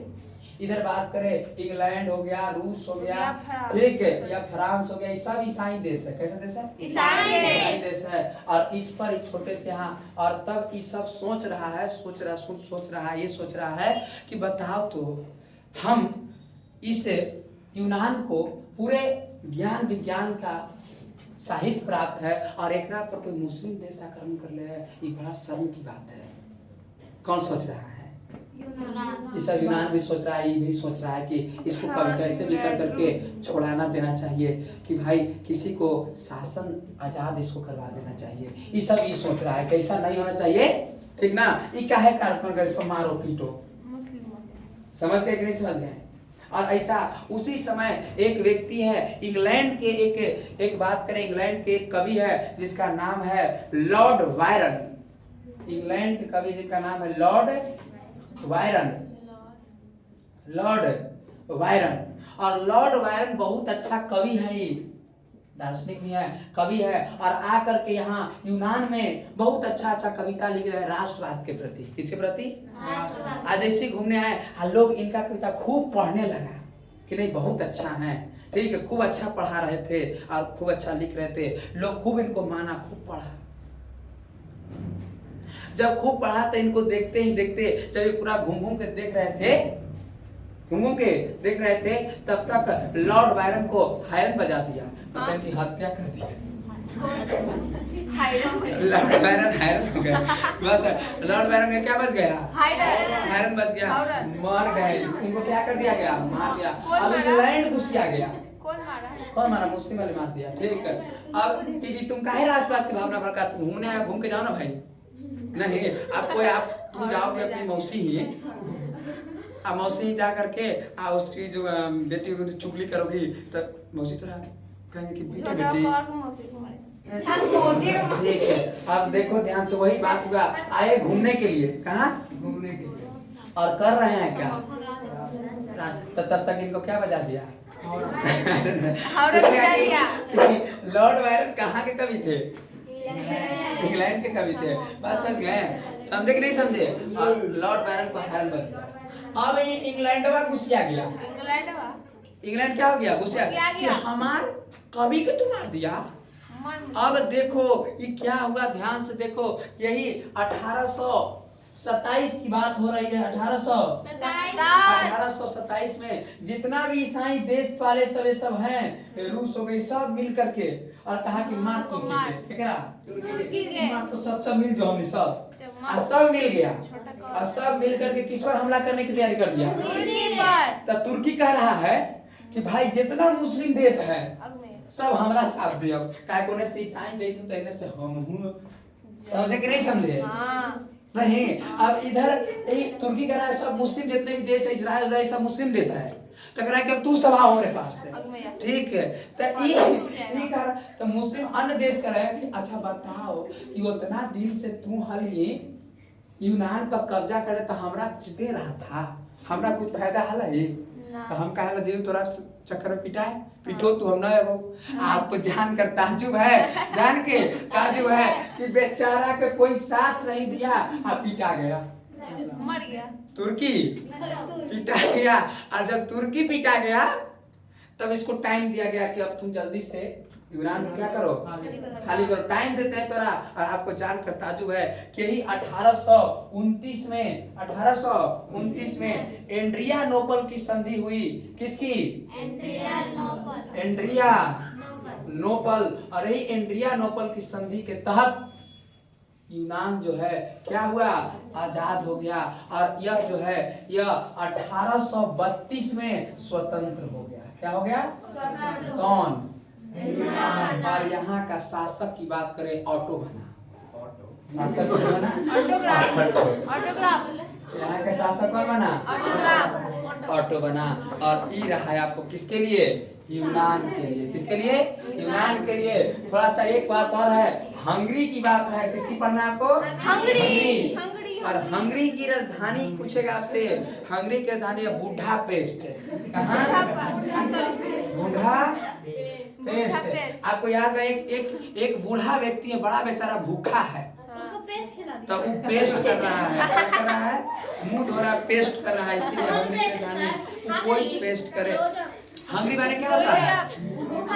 नहीं जानते जी? हंगरी माने एक भूखा व्यक्ति है, और भूखा व्यक्ति है, भूख लगल है, बेचारा के बूढ़ा है, और वो क्या कर रहा है? बरस कर पेस्ट कर रहा है। इसीलिए जैसे पूछेंगे हंगरी की राजधानी तो समझ जाए ओ सर बूढ़ा आदमी है, पेस्ट कर रहा है, बूढ़ा पेस्ट। समझ गए? हाँ। और यहाँ का एक राष्ट्रवादी नेता है जिसका नाम है कोसूत। कौन?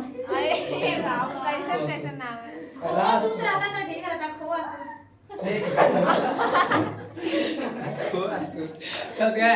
और यहाँ के एक व्यक्ति है जिनका नाम क्या है? कोसूत। बस इतने पूछता है हंगरी की राजधानी। और हंगरी में एक राष्ट्रवादी नेता का क्या नाम है? कोसूत। और प्यारे छात्रों, इस तरह से आपका पूरा यूरोप में राष्ट्रवाद समाप्त हुआ। आप किताब लाइए। किताब अब आप देखिए, एक को क्वेश्चन जब छूट जाए तो जेना अभी तक किताब हमने देखा? अभी तक नहीं देखा। अब देखो किताब हम देख रहे हैं। सुनो, आप देखो मेरे तरफ, देखो ध्यान तरीकों से। अब सारी क्वेश्चन को हमेशा बना देते हैं आपको, ठीक है? इटली एवं जर्मनी वर्तमान के किस महादेश के अंतर्गत आते हैं? यूरोप महादेश के अंतर्गत। दूसरा, फ्रांस में किस शासन वन के पुनर्स्थापना वियना सम्मेलन के बाद हुआ? तो बुर्बो वंश के। और राजा कौन बना था? लुई 18वां। और लुई 18वां के बाद राजा बना था चार्ल्स। और चार्ल्स 10 ने अपना प्रधानमंत्री किसको बनाया? को। समझ गए? हाँ। क्या उसके बाद रानी हेंस वंश आया था। और रानी हेंस वंश में कौन राजा बना था? लुई फिलिप ने प्रधानमंत्री। बहुत अच्छी बात। नेक्स्ट देखिए, मेजनी का संबंध किससे था? कार्बन संगठन से। दोस्त, इटली एवं जर्मनी के एकीकरण के विरुद्ध कौन था? ऑस्ट्रेलिया। नहीं होने देना चाहता था ऑस्ट्रेलिया इटली एवं एकीकरण का। कल भी बताया था, अगले बताए थे। नेक्स्ट देखिए, काउंट काबुल को विक्टर इमैनुअल ने किस पद पर नियुक्त किया? प्रधानमंत्री। गैरिबाल्डी पेशे से? जर्मन राइन राज संघ का निर्माण किसने किया? नेपोलियन बोना। देखो यहाँ नेपोलियन खाली थर्ड है, तो नेपोलियन बोनापार्ट होना चाहिए, इसीलिए ये वाला होगा। नेपोलियन बोनापार्ट थर्ड नहीं लिखा इसने, इस सिर्फ नेपोलियन लिख दिया है, गलती है, इसलिए ये वाला होगा नेपोलियन बोनापार्ट। बात समझ रहे हो ना? इस सिर्फ नेपोलियन थर्ड लिखा है, बोनापार्ट लिखा है नहीं लिखा। समझ गए? हाँ, एकदम ध्यान। एनसीईआरटी बहुत घुमा देता है आपको। ठीक, इधर देखिए फिर से, जालबेरीन एक क्या थी? व्यापारियों की संस्था थी। जालबेरीन कब बना था? 1834। फिर देखो दोस्त, रक्त एवं लौह की नीति का बिस्मार्क ने। फ्रैंकफर्ट की संधि 1871। 10 में यहाँ नहीं देगा, हम एक्यूरेट डेट बताएं आपको, ठीक है? फिर देखो फ्रैंकफर्ट की संधि यूरोप वासियों के लिए किस देश का साहित्य एवं ज्ञान विज्ञान का प्रेरणा? समझ गए? फिर देखो 1829 में एंड्रिया नोबल की संधि किस देश के साथ हुआ? तुर्की। अरे देख रहे हो जी, 1829 में जस्ट लिखा है जी, एंड्रिया नोबल की संधि। देखो घुमा के, किसके साथ? तुर्की के साथ। देखो एक और छूटा।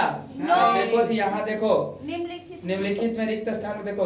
के युद्ध में एक शक्ति का पतन तो दूसरे शक्ति का उदय 1870। सेडोन के युद्ध में एक महाशक्ति का पतन तो दूसरे महाशक्ति का उदय हो रहा है। किस युद्ध से? जर्मनी का उदय हो रहा है तो फ्रांस के। समझ रहे हो? एक को चुप नहीं छोड़ेंगे हम। नेक्स्ट देखो, सेडोवा का युद्ध कब हुआ? सेडोवा का युद्ध किसके किसके बीच हो रहा है? सेडोवा, देखो हाँ, सेडोवा का ऑस्ट्रिया और प्रसा के बीच। देख रहे हो, ऑस्ट्रिया और प्रसा के बीच हुआ था। ठीक है ना? यहाँ भारत देना है। देखो 1848 ईस्वी की फ्रांसीसी क्रांति ने किस युग का खत्म कर दिया? मेटरनिक युग का अंत कर दिया। क्या बात समझ रहे हो? सब पढ़ा है ना कि 1815 से लेकर के और 1848 ईस्वी तक को मेटरनिक युग चला। दोस्त देखो आगे, वेटिकन सिटी के राजमहल जहाँ कौन रहते थे? पोप रहते थे। कौन रहते थे? पोप रहते थे। और जो इटली के बचा रहा, किससे बचा रहा है? तो इटली के राजा से क्या रहा? बचा रहा। हाँ बचा दिए थे, विक्टर एम्बर्वर नहीं मारा था। ठीक है, नेक्स्ट बात देखो, यूनान को एक स्वतंत्र राष्ट्र की घोषित करने के बाद बाइबेरिया के शासक कौन बना था? ऑटो। शासक कौन बना? ऑटो बना। क्या बात क्लियर है? हाँ। और देखो फिर से देखिए, हंगरी की राजधानी बुडापेस्ट। मेरे दोस्त ये देखो, ये मिलान करना है थोड़ा सा, इसको भी आप देख लीजिए, को छूट भी नहीं करता, हम पहले बोलते हैं तो क्लियर रहते हैं। देखो ध्यान से, मेजनी एक कैसा था? दार्शनिक था या इमेजनी राजनीतिक था या जर्मन के चांसलर था? मेजनी क्या था? तो भाई मेजनी की बात करें तो मेजनी किसकी एकीकरण की बात किया था? इटली के, इसीलिए इटली का एकीकरण के सोच रखा था। अग्रदूत कहा जाता है। क्या बात समझे? देखो हिगेल एक दार्शनिक था। हिगेल एक दार्शनिक था। बिस्मार्क किसी के विचार से प्रभावित था। फिर देखो बिस्मार्क की बात करें, जर्मन का चांसलर बना, न लिखा है, जर्मन का चांसलर बना कौन? बिस्मार्क। और देखो विक्टर इमैनुअल एक राजनीतिक था, है ना जी, व्यवहारवादी ज्यादा था। विक्टर इमैनुअल जो इटली का क्या था? राजा बना था। ठीक, और यह एक क्या थे?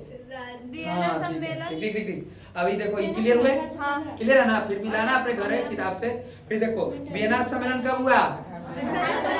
1800। देखो यहाँ है मेटरनिक का पतन 1840। देखो इटली का एकीकरण 1871, इटली का एकीकरण 1870। हाँ, और सेडौन का युद्ध 1870 हो गया। आईटी का एकीकरण 1871 हो गए। ठीक है, एक बच्चे किया तो मिला लेंगे ओकरे में आपका। ठीक है, नहीं एक बच्चे किया कोई नहीं मिला लेंगे, नहीं है ना? 4 को बना ही दिए, बच्चा तो ऑटोमेटिक मिला देंगे, पर नहीं। कोसुत कहाँ का था? कोसुत, ये देखो कोसुत हंगरियन राष्ट्रवादी नेता था। देखो बता, राष्ट्रवादी नेता था। फिर देखो एड्रियानोपल की संधि कब हुई? 1800। और देखो यूनान कब स्वतंत्र हो गया? 1800। और उसके बाद पोलैंड की आंदोलन, एक बच गया। समझ गए? देखो अब यहाँ से देखिए सारा बात क्लियर है। राष्ट्रवाद क्या है पढ़ा चुके हैं। देखिए मेजनी कौन था बता चुके हैं। जर्मन के एकीकरण की आपको जर्मन के एकीकरण की बताया कौन थी? ऑस्ट्रिया। कौन थी?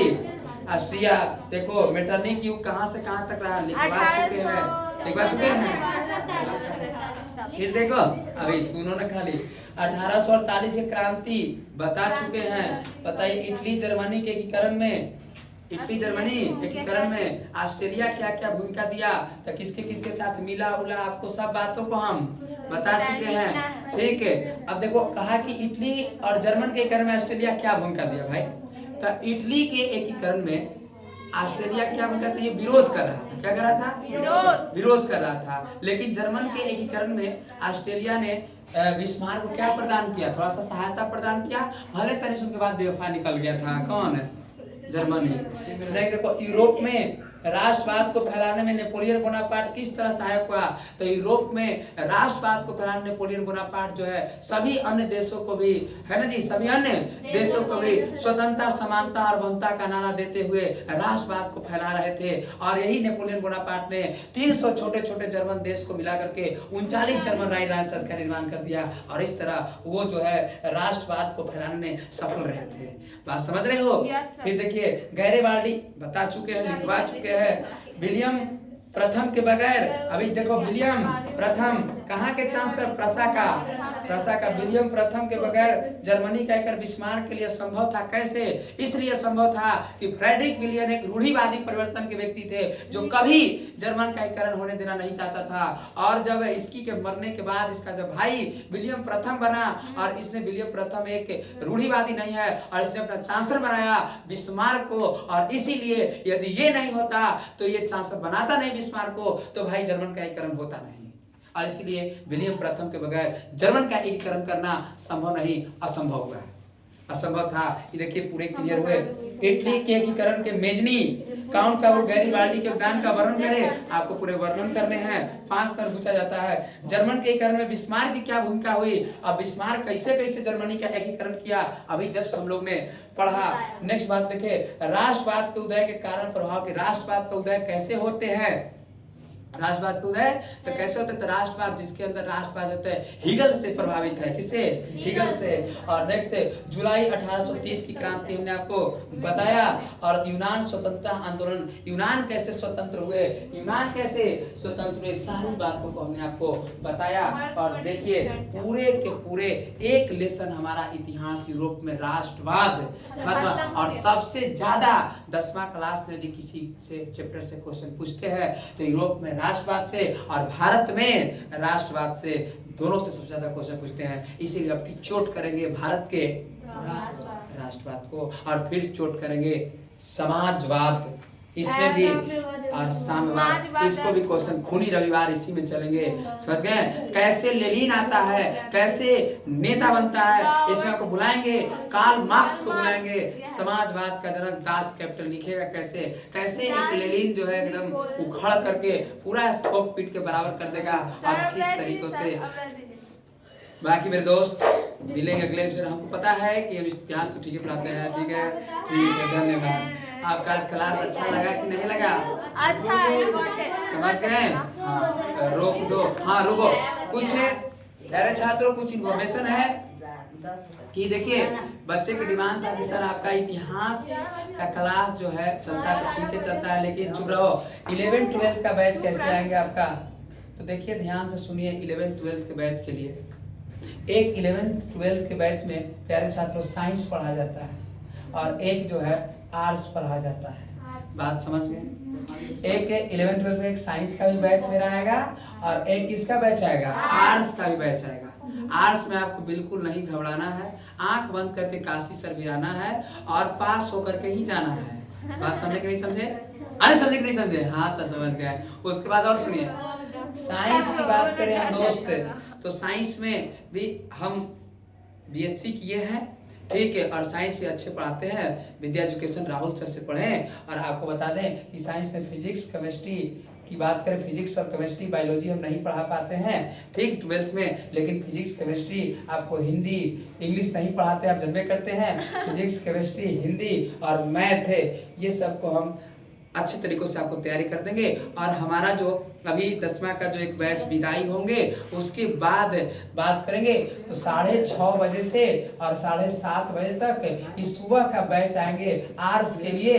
बात समझे, ये सुबह का आर्ट्स का बैच आएगा, और जिसमें 11th-12th की बात होगी, ठीक है।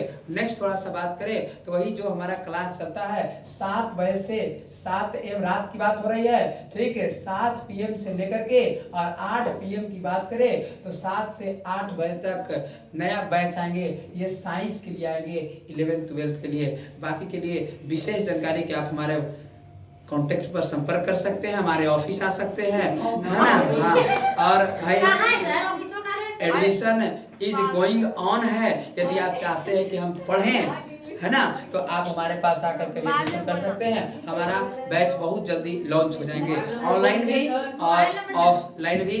धन्यवाद, नमस्कार, प्रणाम प्यारे छात्रों, आपका जीवन सुखमय शांति रहे। धन्यवाद, जय हिंद।